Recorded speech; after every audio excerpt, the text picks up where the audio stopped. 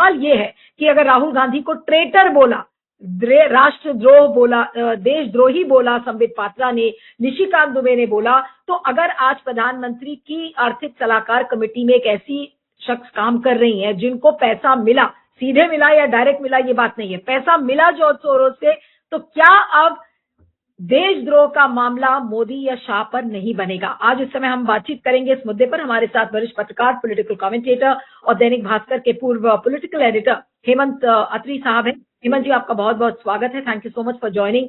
और Shamika Ravi, George Soros, अब ये जो सारा खुलासा कल कांग्रेस ने किया है, क्या वाकई में आज मोदी जी, बीजेपी की पूरी ट्रोल आर्मी क्या आज पूरी तरह से बेनकाब नहीं हो गई? और उनका जो ये फेक नैरेटिव, जो झूठा एजेंडा जॉर्ज सोरोस पर वो चला रहे थे और जिसको कि लगातार कल अपने प्रेस कॉन्फ्रेंस में उसको बेनकाब भी किया सुप्रिया श्रीनेट ने, और सारे बताया कि कहां कहां से फंड्स जॉर्ज सोरोस के आ रहे हैं, और उन फंडिंग कंपनीज में जो स्टार्टअप इंडिया के जो कंपनीज है वो भी मोदी जी से जुड़ी हुई है, जहां से जॉर्ज सोरोस का पैसा आ रहा है। तो क्या ये झूठा जो एक पहाड़ खड़ा किया गया था जॉर्ज सोरोस के नाम पर झूठ का, क्या आज वो बिल्कुल तहस नहस हो चुका है? जी नीलू जी, देखिए, जॉर्ज सोरोस तो एक बहाना है, असली खेल अडानी को बचाना है।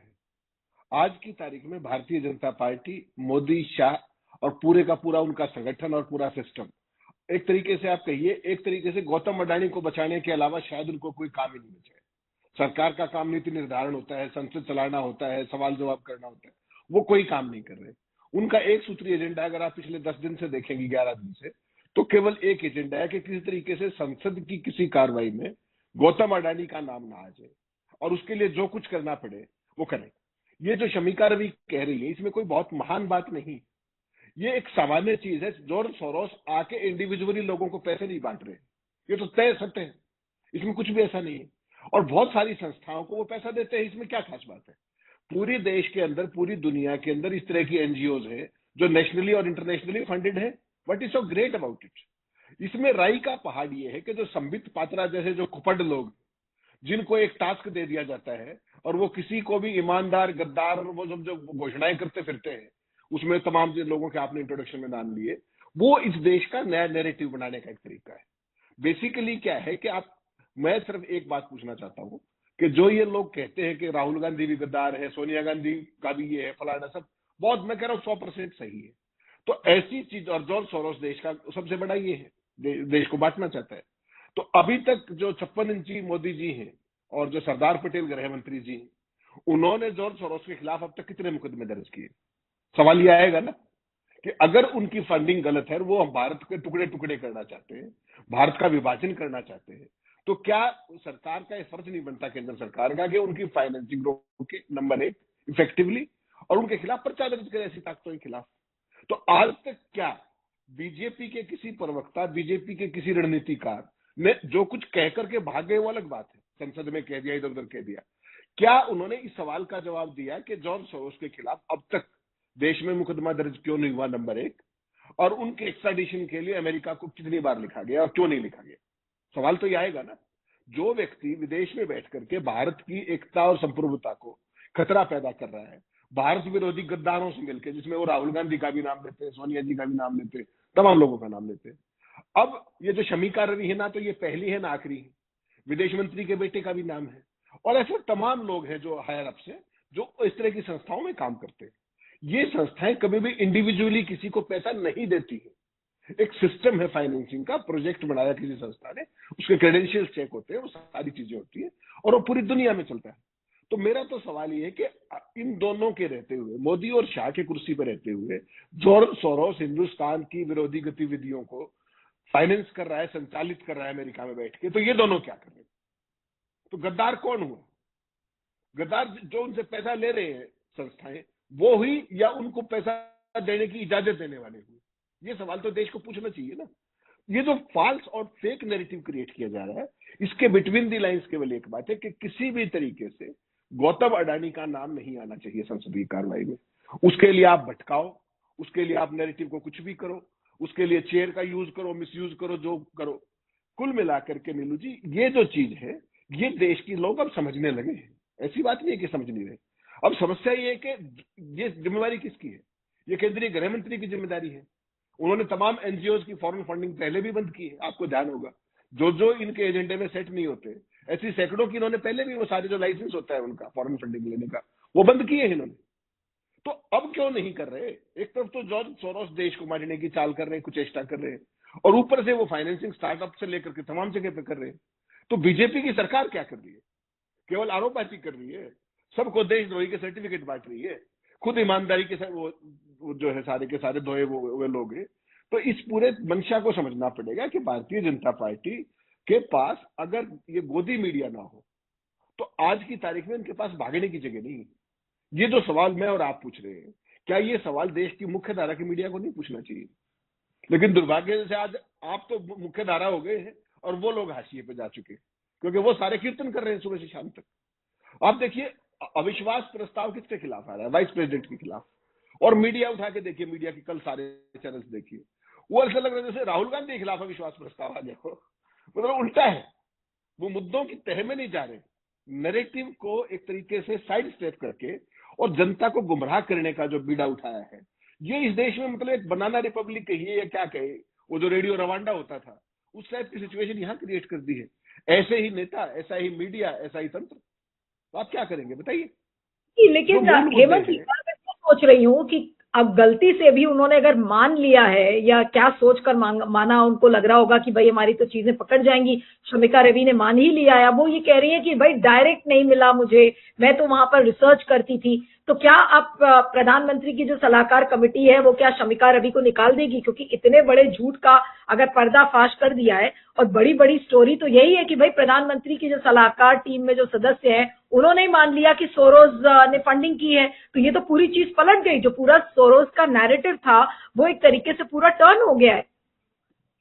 नहीं नीलू जी, ये झूठ नहीं था, ये सच था। भारतीय जनता पार्टी उसको एक पर्टिकुलर लेंस के जरिए, एक प्रिज्म के तरीके दिखाकर देश को गुमराह करना चाहती थी। जिन संस्थाओं में आपने काम किया है, किसी भी व्यक्ति ने, जिनके नाम आए हैं, चाहे वो विदेश मंत्री का बेटा हो, और भी नाम आए हैं, कई लोगों के नाम पाइपलाइन में है।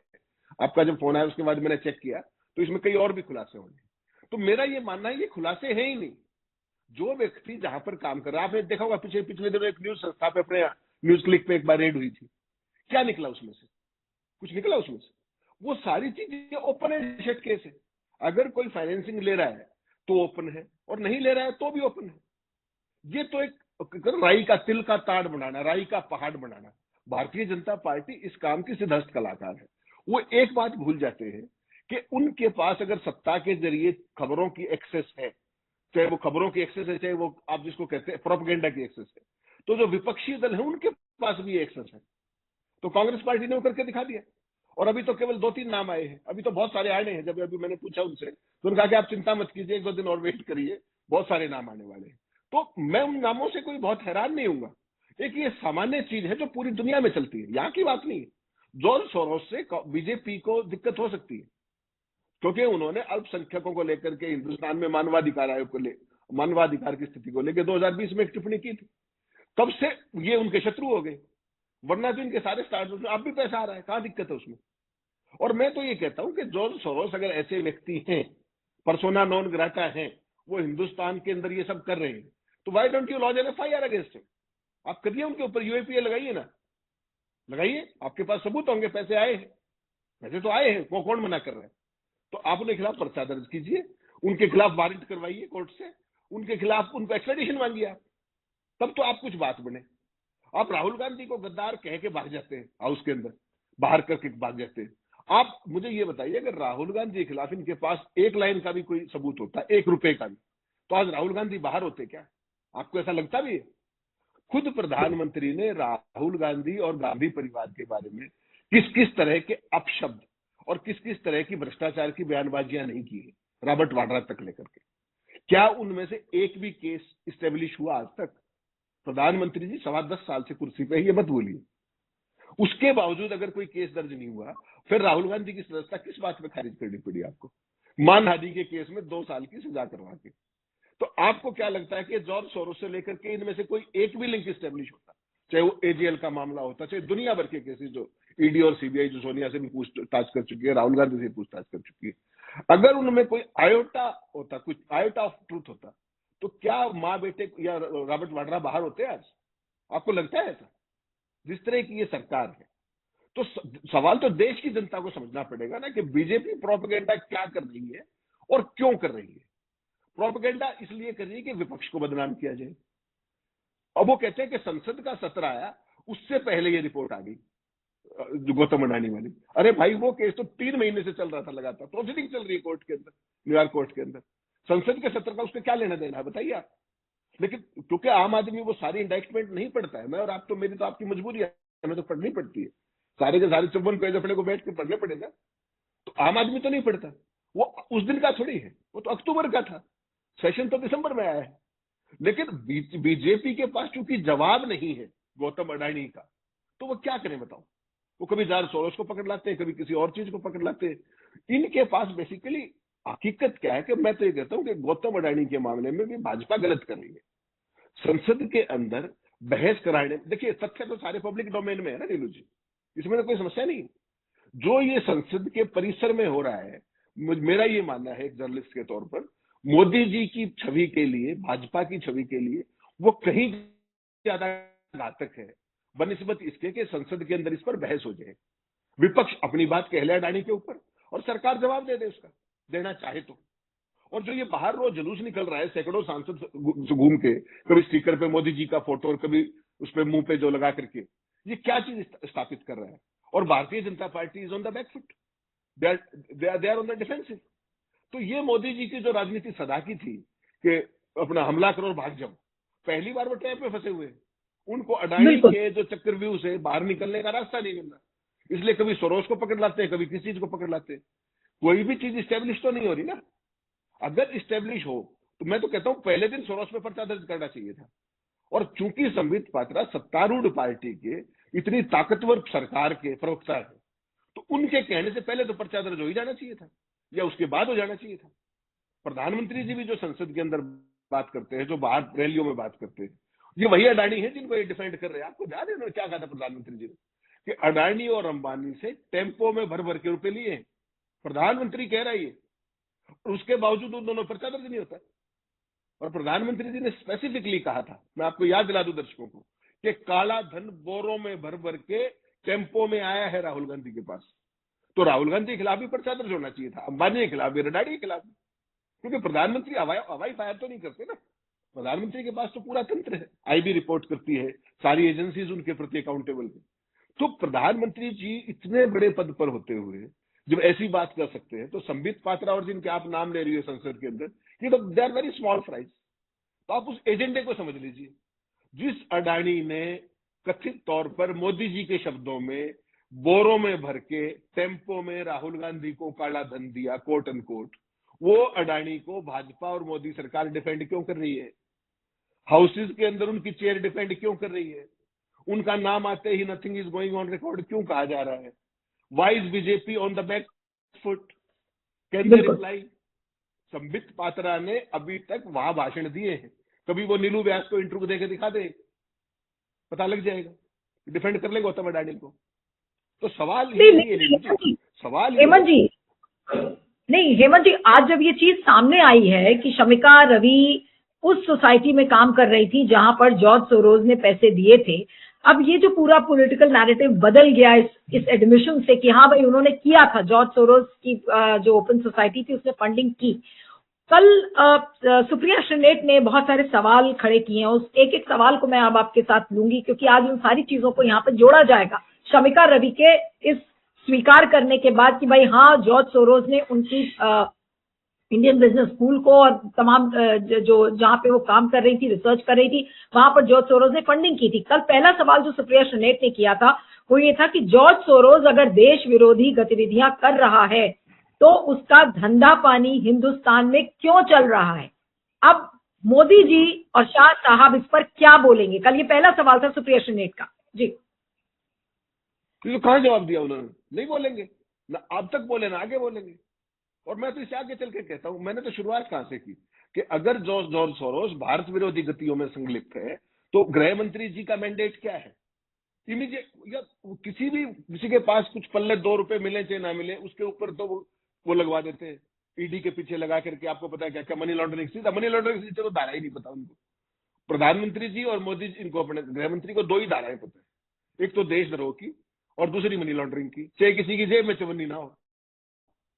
आपने केजरीवाल के ऊपर ईडी लगी हुई है ना, उसके घर से 1 रुपया बरामद हुआ, मनीष सिसोदिया के घर से 1 रुपया बरामद हुआ, हेमंत सोरेन के घर से 1 रुपया बरामद हुआ, राहुल गांधी के घर से आज तक 1 रुपया बरामद हुआ है। ईडी उनसे भी पूछताछ कर चुकी है। सोनिया, ईडी जो मनी लॉन्ड्रिंग क्या होता है, for money laundering you have to have money, तभी तो लॉन्ड्रिंग होगी ना। आपके पास पैसा ही नहीं है तो लॉन्ड्रिंग किस चीज की कर रहे हो आप? तो क्या कोई ट्रेल मिली उसकी? तो ये इनको धारा ही दो आती। लेकिन समस्या, मेरी चिंता केवल ये है कि जब इतना बड़ा देशद्रोही इनको मिल गया है, जो भारत का विभाजनकारी एजेंडा अमेरिका में बैठ के चला रहा है, तो ये शांत क्यों है? ये शमिका रवि की पुष्टि का इंतजार क्यों कर रहे हैं? मेरा तो सवाल ये है। और मैं और आप क्यों इंतजार कर रहे हैं उसका? अगर वो ऐसी चीज है तो इमीडिएटली इंस्टेंट बैन लगाए जॉर्ज सोरोस की किसी भी संस्था द्वारा, किसी भी संस्था हिंदुस्तान में 1 रुपया भी दिया गया है तो सबके खिलाफ पर्चा दर्ज करो और सोरोस के खिलाफ भी करो। और नहीं करते हो तो ये है, इसका मतलब तो ये हो गया कि मोदी जी को भी ये पता है कि भाई जॉर्ज सोरोस तो बीजेपी के लोगों को भी फंड कर रहा है, और अगर फंड कर रहा है तो ये जबरदस्ती का एक झूठा नैरेटिव बनाया था। तो जो अभी तक ये कह रहे थे कि भाई इनके लिंक्स राहुल गांधी से, सोनिया गांधी से हैं, तो फिर तो लग रहा है कि मोदी और अदानी तो एक है ही, लेकिन साथ में मोदी और जॉर्ज सोरोस भी एक है। तो जब आप एक बताइए ना, विदेश मंत्री एस जयशंकर के बेटे, उनका भी तो आया, अभी और भी आने हैं। इसमें क्या गलत हो गया? मैं तो ये कह रहा हूं कि अगर चोर की मां को मारिए ना, अगर कोई चीज है यहां पर, पहली बात तो इन संस्थाओं, जो भी संस्थाओं को फाइनेंसिंग कर रहा है जॉर्ज सोरोस, उनकी फाइनेंसिंग बंद कीजिए। जो उनको लाइसेंस मिलता है फॉरेन फंडिंग का, पहले तो वो बंद खत्म कीजिए, कैंसिल कीजिए उसको, और फिर पर्चा दर्ज कीजिए जो उसमें इंडिक्ट मिले। वो काम तो आप कर नहीं रहे हैं। आप तो एक बात कह करके भाग गए, अब कुछ और पकड़ लेंगे, तीसरे दिन कुछ और पकड़ लेंगे। आप देखिए इस मामले में राज्यसभा में कौन बोल रहा था? जेपी नड्डा साहब बोल रहे थे विदाउट एनी फैक्ट्स और फिगर्स, और चेयर उनको प्रोवोक करी थी कि शाबाश बोलिए। और पूरा विपक्ष 12 दिन से दहाड़े मार रहा है दोनों हाउसेज के अंदर कि अडानी पे बात कर लेने दीजिए। अरे भाई, अडानी तो हिंदुस्तान का है, अडानी ने तो हिंदुस्तान में रिश्वत दी है कथित तौर पे, उसके तमाम कारनामे हैं, तो उस पर तो चर्चा नहीं करोगे आप। और जॉर्ज सोरोस, जिसका आपके पल्ले कुछ नहीं किसी चीज का, जो आपने कभी उनके खिलाफ पर्चा दर्ज नहीं कराया, उनके खिलाफ कोई फॉर्मल कंप्लेंट भी कहीं नहीं है, उसको लेकर के हाउस में छापा करवा रहे हो आप। तो आपकी मंशा दिखती है ना, और वो मंशा है हाउस को डिस्टर्ब करने की। और ये पहली बार नहीं हो रहा है। आपको क्या लग रहा है कि क्या जो कांग्रेस ने कल जो ये सारे लिंक्स को बेनकाब किया, सुप्रिया सुलेख ने प्रेस कॉन्फ्रेंस की, तो आप जैसा बता रहे थे कि भाई अजीत डोवल के बेटे भी हैं जिस फाउंडेशन में काम करते हैं, वहां से भी पैसा आता है। तो अब क्या विपक्ष को या कांग्रेस को, मैं खासकर कहूंगी क्योंकि कल ये पवन खेड़ा और सुप्रिया सुलेख ने इसको बेनकाब किया था, तो क्या अब समय आ गया है कि बीजेपी के जिन जिन लोगों के बच्चे या वो लोग ऐसी संस्थाओं से जुड़े हुए हैं जहां पर जॉर्ज सोरोस के पैसे आ रहे हैं, क्या अब एक एक करके अब वो सारे स्केलेटन्स कबर्ड के बाहर निकलेंगे? अब वही चीज अब लग रहा है तो कि बीजेपी और सोरोस की बहुत लंबी साठगांठ है, जिसको अभी तक उन्होंने छुपा कर रखा है, ये तो साबित हो। भाई, जिसकी सरकार होगी उसी की संस्थाओं को तो ज्यादा फाइनेंसिंग मिलेगी। What is so great about it? What is so knew about it? सरकार का कमांड एंड कंट्रोल एक तरीके से नहीं, अप्रत्यक्ष तौर पे बहुत जगह पे होता है। और मेरे लिए कोई अचंभा करने वाली बात नहीं है। मेरे लिए अचंभा करने वाली बात है कि जॉर्ज सोरोस कथित तौर पर भाजपा के शब्दों में हिंदुस्तान का विभाजन करवाना चाह रहे हैं। सीधा कोर्ट, आप उस पर जाइए ना, शब्दों पे जाइए। अगर कोई व्यक्ति दूसरे देश में बैठ के भारत विरोधी गतिविधियां संचालित कर रहा है, और जो चेयर ने कहा, जो परमादरणीय धनखड़ साहब ने, आजकल वो परमादरणीय कहता हूं मैं उनको, क्या पता कहां गड़बड़ हो जाए, आपका चैनल भी फंस जाए बीच में। तो परमादरणीय धनखड़ साहब ने कहा, किसको? खड़गे साहब को, कि आप भारत विरोधी गतिविधियों में संलिप्त थे, चेयर पे बैठ के आप भारत का विभाजन करना चाहते हैं। किसको कह रहे हैं? कांग्रेस पार्टी के अध्यक्ष को, जिसकी 55 साल की स्टैंडिंग है पब्लिक लाइफ में, और ये चेयर कह रही है। और फिर भारतीय जनता पार्टी इस बात पे दुखी है कि उनके खिलाफ नो कॉन्फिडेंस मोशन लाया जा रहा है। तो ये ड्यूअल स्टैंडर्ड्स है बेसिकली। जिन चीजों के क्रेडेंशियल्स स्टेब्लिश्ड है, अडानी की जितनी भी बेकायदगियां हैं वो सारी ब्लैक एंड व्हाइट है पेपर पे, उन पे चर्चा नहीं करने देंगे आप। और कथित तौर पे जॉर्ज सोरोस ने एक टिप्पणी की थी कि भारत में ह्यूमन राइट्स का रिकॉर्ड ये है, माइनॉरिटीज का ये है। उसके बाद वो भारत सरकार के दुश्मन हो गए। अच्छी बात है, आपने उसको दुश्मनी मान ली। दुश्मनी मान ली तो उसको सबक सिखाइए ना, करिए पर्चा दर्ज। अमेरिका ने कर दिया ना। अमेरिका को नहीं पता कि अडानी किसके दोस्त है, अमेरिका को नहीं पता। उसके बावजूद भी उन्होंने गौतम अडानी के भतीजे से सारी चीजें बरामद करी कि नहीं करी? आप भी कर लीजिए, you are also sovereign country, who stops you from doing that? तो ये रिटॉरिक छोड़ करके मुद्दे की बात करनी चाहिए भारतीय जनता पार्टी को। ये चीजें विपक्ष करे तो समझ में आता है, क्योंकि विपक्ष तो सरकार में नहीं है। इन सरकार के पास तो पर्चा दर्ज करने का अधिकार है, सारी एजेंसियां उनके पास है, हर चीज तक उनकी एक्सेस है, डिप्लोमेटिक चैनल्स ओपन है उनके लिए, हर चीज की एक्सेसिबिलिटी है। तो what is stopping them? Issue is this. और इसमें इसमें कोई केस बनता ही नहीं है अनलेस एंड अनटिल कोई इस तरह की जो फॉरेन एक्सचेंज रेगुलेशन एक्ट है उसकी तो कोई वायलेशन हुई नहीं। ये सारा पैसा तो ब्लैक एंड व्हाइट में आया है। और अडानी पे किस तरह के आरोप है? मनी ट्रिपिंग के, राउंड ट्रिपिंग के, कोयले की ओवर एनवाइसिंग के, उन पर बात नहीं कर सकते आप। और यही सरकार, मतलब पहले देखिए मोदी जी चुप रहते थे अडानी के नाम पे, अब पूरी भारतीय जनता पार्टी और संघ का इकोसिस्टम भी चुप होने लग गया। तो त्रिकोण तो ये है, गौतम अडानी ऊपर बैठे हैं, एक तरफ बीजेपी है और एक तरफ आरएसएस है। इसका जवाब नहीं दे रही बीजेपी। आप भाई, गौतम अडानी एक व्यापारी है, उसका संरक्षण, उसकी डिफेंस करने का बीजेपी ने कब से पीआर की एक्सरसाइज ले ली? मुझे तो ये समझा दीजिए आप, ये समझ में नहीं आ रही। और नहीं, लेकिन कल एक और भी बड़ी चीज, हाँ सॉरी आप कंप्लीट करिए। हाँ, जॉर्ज सोरोस कोई अकेला सोनिया गांधी की संस्था या राहुल गांधी की संस्था या किसी कांग्रेस की संस्था को दे रहा है क्या? He is financing so many of NGOs, so many of the projects, research projects. नहीं, आप बिल्कुल नहीं, आपने बिल्कुल सही कहा। और यही चीज बीजेपी कह रही थी कि अरे भाई, जॉर्ज सोरोस तो सोनिया गांधी की फाउंडेशन को फंड करते हैं। आज तो पता चल रहा है कि कहीं इससे ज्यादा बड़ी साठगांठ तो बीजेपी की है। अब एक और सवाल जो सुप्रिया ने कल खड़ा किया अपने प्रेस कॉन्फ्रेंस में कि जॉर्ज सोरोस के द्वारा पोषित फंड चलाने वाले लोगों से बीजेपी नेताओं के परिवार वालों की शादी क्यों हो रही है। अब ये चीज पहले पब्लिक डोमेन में नहीं थी, उसके बारे में भी कल सुप्रिया ने बताया। इसका मतलब कि भाई ये तो और भी लंबी साठगांठ है। आज तो बीजेपी पूरी तरह से एक्सपोज हो गई है इसको लेकर। नीलू जी, जितने इस तरह की चीजें करेंगे ना, वो सारा कीचड़ आपके चेहरे पे आके गिरेगा। इनको समझना चाहिए बात। ये सरकार में है 10.25 साल से, और ये दूध के दूल्हे नहीं है, ये मान के चलिएगा। जो पूरी सरकार का तंत्र एक उद्योगपति के लिए बिक सकता है, उसके सारे कारनामों को छुपाने के लिए वो कर सकता है। तो जॉर्ज सोरोस तो एक इतना बड़ा आदमी है, उसके साथ तो इन सबके फोटो नहीं आ गए। आप देख ही रहे सोशल मीडिया पे, मोदी जी के फोटो चल रहे हैं। बताइए आप क्या करेंगे?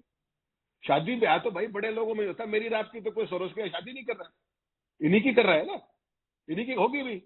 तो बेसिकली क्या है कि अभी तक तो ये क्या थे, मार के भाग जाते थे। अब कांग्रेस पार्टी को मिल गए 100 के आसपास एमपी, तो उनमें थोड़ी सी जान आ गई। वो इनको भागने नहीं दे रहे, इनको पकड़ लेते हैं। जब ये मारते हैं ना, इनको पकड़ के वहीं बांध लेते हैं और फिर सवाल पूछते हैं। इनको बेचारों को सवालों के जवाब देना किसी ने सिखाया नहीं। किसी ने कागज पकड़ा दिया, वो कागज बाद में पढ़ते, गद्दार पहले कहते हैं। कोई कागज मिल जाए सीधे गद्दार। ट्विटर से नीचे तो संबित पात्रा को धारा ही नहीं पता बेचारे को। और यही पूरे भारतीय जनता पार्टी का जो प्रोपेगेंडा मशीनरी है, इसमें जो आप नाम ले रहे थे, वो एमपी है अंदर, पार्लियामेंट के अंदर क्या क्या बोलते हैं। अच्छा, इनकी तो समझ में आती है। जो पार्टी का राष्ट्रीय अध्यक्ष होता है ना नीलू जी, नड्डा साहब, उसका एक कद होता है, उसके एक पद की एक गरिमा होती है। जिस तरीके की बातें वो हाउस में कर रहे थे, उससे मुझे बड़ी निराशा हुई। ट्रोल आर्मी करे, ये सब करे, इनको तथ्यों का नहीं पता। अब आप मुझसे एक बात करिए इस सारे मामले में, कोई हल्की बात करूं तो आप क्या कहेंगे? आपसे तो ये उम्मीद नहीं थी। तो भारतीय जनता पार्टी के जो दिग्गज लोग बैठे हैं, कम से कम उनको अपने पद की ही गरिमा देख लेनी चाहिए। जो व्यक्ति चेयर पे बैठा है उसी को ये देख लेना चाहिए। मतलब कानून के दायरे में संसद के अंदर अडानी पे बात नहीं हो सकती, क्योंकि वो उस हाउस का सदस्य नहीं है। बहुत अच्छी बात है, मान लिया। तो सोरोस साहब सदस्य है क्या? बात है, वो कब एमपी बने, जरा मुझे बता दीजिए तारीख पूछ के संबित पात्रा से। तो ये डुअल स्टैंडर्ड्स है बेसिकली, और ये हमारी डेमोक्रेसी का मजाक उड़ाता है। लेकिन कोई छुटभैया उड़ाए ना, वो समझ में आता है। लेकिन भारतीय जनता पार्टी जो सत्तारूढ़ पार्टी है, 10.25 साल से देश में शासन कर रही है, उसका अध्यक्ष हाउस में बैठ के इस तरह की बात करे तो it is unbecoming of A conduct, मेरा ये मानना है। और चेयर उसको नहीं रोक रही। चेयर अडानी के मामले में nothing is going on record कर रही है, वहां everything is going on record. आज Rahul Gandhi, you will be surprised to know, he had to go and meet the chair Lok Sabha speaker and to request कि साहब मेरे खिलाफ जो इन्होंने बकवास की है 2 दिन पहले, उसको हटाया जाए संसद के रिकॉर्ड से। मेरा ये सवाल है कि इसके लिए भी रिक्वेस्ट करने की जरूरत थी क्या? आप बताइए। ही इज ए वर्दी अपोजिशन लीडर, संवैधानिक पद है। अगर वो आदमी गद्दार है तो एलओपी कैसे है, और अगर वो नहीं है तो वो बात रिकॉर्ड में कैसे है? समझिए बात को। और उसको जाके रिक्वेस्ट करनी पड़ रही है। दूसरा इंपॉर्टेंट पार्ट, उन्होंने आज जाके चेयरमैन को, स्पीकर को कहा कि साहब हाउस 100% हम चलाना चाहते हैं। काम किसका हाउस चलाने का? सरकार का। Onus is on them. Who is requesting? Congress party, opposition, Trinamool Congress, everybody except BJP, because उनको ये पता है कि हाउस चला नहीं, कोई भी बात आई नहीं, फिर अडानी का जिक्र होगा, और वो होगा, स्वाभाविक है वो। तो हिंदुस्तान की तो नाक ही कटी है ना। आप कीनिया में देख लीजिए, आप बांग्लादेश में देख लीजिए, आप श्रीलंका में देख लीजिए, ऑस्ट्रेलिया में झंडे लहरा रहे हैं अडानी के। तो ये अमेरिका में तो देख ही लिया आपने, इंडक्टमेंट फाइल होगी, और उसके बावजूद भी ये उसको डिफेंड करने में लगे हुए हैं। इस देश में और कोई काम ही नहीं बचा क्या? कोई संसदीय काम नहीं। तो ये जो लोग हैं बेसिकली, इनके लोग भी, इनकी बात, जनता जो है ना वो समझने लगी है। समस्या क्या है नीलू जी, ये आपको लगेगा कि यार ये इतने एक्सपोज हो गए, फिर भी इनकी सरकारें बन रही, हर जगह जीत जाते हैं। तो सरकारों का भी पैटर्न आप मध्य प्रदेश से उठाइए, मध्य प्रदेश, राजस्थान, छत्तीसगढ़, हरियाणा और जांच ले जाइए, मतलब महाराष्ट्र, कहीं के बीजेपी की जीत के बाद कहीं आपने उत्सव मनते हुए दिखाई दिए? जो चुनाव एक सेलिब्रेशन होता था, चुनाव की जीत के बाद, कोई भी जीते अलग बात है, तो हमारे यहाँ तो उसको सेलिब्रेट किया जाता है। भारतीय जनता पार्टी चुनाव जीतती है और मांद में छुप जाती है, उस स्टेट में बाहर नहीं दिखता 1 महीने तक। वो पता है लोग पकड़ लेंगे कैसे जीतेंगे, और वो सारी चीजें खुल के आ रही है। तो जो लोग बेईमानी से सत्ता हत्या करके, एक ईवीएम का खेल नहीं बचा, अब तो इतने खेल सामने आएंगे महाराष्ट्र में, आप देखते रह जाएंगे, और वही पैटर्न। तो इन लोगों के पास, बेचारों के पास, they are not left with any face. तो ये इस तरह की बातें करके, ध्यान भटका करके पार्लियामेंट का सेशन बुलाना इनकी मजबूरी है, हिंदुस्तान की संसद बुलाना मजबूरी है। मोदी जी गुजरात के कितने सेशन करते थे विधानसभा के, वही मॉडल दिल्ली में लागू हो रहा है। वहां भी अगर कोई विपक्षी बोलता था उसको सस्पेंड कर देते थे, बाहर फेंक देते थे माध्यम से। यहां भी वही कार्यक्रम चल रहा है। तो इनकी मजबूरी है बेचारों की हाउस चलाना, ये चला के खुश नहीं, इनकी मंशा नहीं, इसलिए तो को कहना पड़ रहा है कि सब हाउस चला। एक चीज और भी है हेमंत जी, कि अब अगर शमिका रवि कह रही है कि भाई मैं तो मानहानि का दावा करूंगी, मानहानि केस फाइल करूंगी पवन खेड़ा के खिलाफ, और फिर वो कहती है कि नहीं हमारे प्रधानमंत्री के ऊपर मुझे कभी इसके पहले इतना गर्व नहीं हुआ। आखिर वो बताने की कोशिश क्या कर रही है? और ये मानहानि का केस क्या वाकई में ये पॉलिटिकली स्टैंड कर पाएगा? लीगली नहीं, मैं नहीं बात कर रही हूँ, पॉलिटिकली ये कितना स्टैंड कर पाएगा, ये बड़ी बात है। नीलू जी, कौन सी मानहानि, कौन सा मान, कौन सी हानि? These are all political posturings. अब ये विवाद आने के बाद ये चीजें तो स्टेब्लिश्ड होती है, कोई हवाई फायर तो है कि उस संस्था को पैसे मिले थे या नहीं मिले थे। Everything is on record, black and white. Congress भी लंबे समय तक सत्ता में रही है, उनके पास भी कागजात है, they are still working on to it. अभी और भी नाम आने वाले हैं, आप कर लीजिए मानहानि, क्या फर्क पड़ेगा। तात्कालिक डैमेज कंट्रोल ये है कि मानहानि की धमकी दे दो, अपने आप को पाक साफ करने की दिखाने की कोशिश करो, प्रधानमंत्री के 4 शब्द बढ़िया बोल दो, उसमें ये है कि नौकरी बची रहेगी। नौकरी उनकी वैसे भी कहीं नहीं जानी। एक बात सब भाजपाइयों को समझ लेनी चाहिए, जिसको भाजपा, जिसको विरोधी दल जिसका नाम लेकर के उसको टारगेट करेंगे, उससे मोदी जी खुश होते हैं, उसको सजा कभी नहीं देते, ये ध्यान रखिएगा। कितने मोदी जी के चेले तमाम, ये जो आरबीआई के गवर्नर महोदय गए हैं, ये नोटबंदी करने वाले यही शख्सियत थे। उसके बाद आरबीआई के गवर्नर और तमाम चीजें करते रहे, किसने रोका इनको? जब वो गए हैं, 11% महंगाई दर है, this is what is legacy. वो नोटबंदी की उनकी वो है, राजीव कुमार कुर्सी पर है, व्हाट इज हिज लेगेसी? तो कांग्रेस पार्टी समेत तमाम विपक्ष दहाड़े मार मार के मर गए, so what, he is on the chair, where is the problem? तो शमिका रवि खामखा परेशान हो रही है। प्रधानमंत्री की देखो सीधे तो उनको पढ़ना ही चाहिए, मानहानि का केस करना उनका संवैधानिक अधिकार, nothing great about it, she should always file it. लेकिन सवाल ये है कि ये सारी चीजें पोस्टरिंग से ज्यादा कुछ नहीं, दिस इज अ मियर पोस्टरिंग। हाँ, नहीं, आपने कहा कि भाई अभी शमिका रवि का नाम आया है, अभी इसमें और लोगों का नाम आएगा, अभी जब अजीत डोवल के बेटे का नाम आएगा, अभी तो पूरा उसके बारे में जानकारी है लोगों को, लेकिन लिखित में जब आएगा तो फिर क्या करेंगे? अजीत डोवल क्या करेंगे? और फिर कहीं सुरक्षा से इसको ना जोड़ा जाए, क्या ये सुरक्षा का मामला भी बनेगा? फिर भाई अगर इस तरीके से अगर ट्रेटर है, राहुल गांधी गद्दार है, ऐसा बोलती है बीजेपी, तो फिर राष्ट्रीय सुरक्षा अगर सलाहकार के बेटे हैं और अगर इस तरीके से जॉर्ज सोरोस की ऑर्गेनाइजेशन से उनको फंडिंग मिल रही है, तो उनको हम क्या कहेंगे फिर? नहीं नीलू जी, आप ज्यादा पढ़ रही है इसके बीच में। जब तक राहुल गांधी गद्दार थे, सारे अखबार में फ्रंट पेज पे खबर थे। जब उन्होंने कहा, जब शमिका रवि का नाम आया किसी अखबार में, आप खबर दिखाइए मुझे, किसी चैनल पे दिखाइए आप। केवल गद्दार राहुल गांधी थे, समझिए उस बात को। इनका काम क्या है, हाइप क्रिएट करो, विपक्ष को बदनाम करो और भाग जाओ, फिर कोई और मुद्दा ले आएंगे। इनके संदूक में बहुत सारी ऐसी चीजें हैं, आज एक छोड़ के कल दूसरी पकड़ लेंगे। इस बार प्रॉब्लम क्या होगी कि हाउस था, पार्लियामेंट का सेशन ड्यू था और अडानी वाला मसला गलत टाइम पे आ गया, सो दे आर टेप्ड। और इस बार नैरेटिव भी बेचारे नहीं बदल पा रहे। मुझे तो इन पर रहम आता है, मतलब मुझे इन पर गुस्सा नहीं आ रहा। I feel pity on them, their bankruptcy. कितने मानसिक तौर पे विकलांग बुद्धि लोग हैं ये, कि ये इस देश को बिल्कुल ही मूर्ख समझ के बैठे हुए सबको। और मीडिया की गद देख लीजिए आप। अरे अविश्वास प्रस्ताव धनखड़ साहब के खिलाफ आ रहा है, शर्मनाक स्थिति है। कोई कोई गर्व के साथ ये चीजें नहीं होती, दुख की बात है कि इतने बड़े संवैधानिक पद पर बैठा हो। उसको भी विपक्षी दल सेलिब्रेट कर रहे हैं राहुल गांधी के खिलाफ, जो चैनलों के जरिए भाजपा करवा रही है। सारे चैनलों पे एक ही बातचीत होती है, एक ही नैरेटिव होता है। सारे अखबारों में खबर की प्लेसमेंट भी वहां से तय होती है क्या? मैंने तो कल देखा, जिस व्यक्ति को 16वें पेज पे भी जगह नहीं मिलनी चाहिए, वो जो सांसद जिसका आप नाम ले रही थी, वो भाई फ्रंट पेज पे छाया हुआ है, राहुल गांधी गद्दार है, as if Supreme Court has held him गद्दार। और राहुल गांधी को मानहानि नहीं है, शमिका रवि की मानहानि होगी। तो ये खास तरह का इस देश में एक नैरेटिव चल रहा है, और ये भाजपा को मुबारक हो। देश की जनता इन बातों को समझ रही है। कांग्रेस पार्टी को अब केवल पीछे नहीं हटने की जरूरत है, इन मुद्दों के ऊपर स्टिक करके, और जो देश के रियल मुद्दे हैं, चाहे वो बेरोजगारी है, चाहे वो महंगाई है, चाहे तमाम ऐसे इश्यूज हैं, उन पे स्टिक करना चाहिए, ताकि इनको प्रधानमंत्री जी तो लफाजी के चैंपियन है इंटरनेशनल।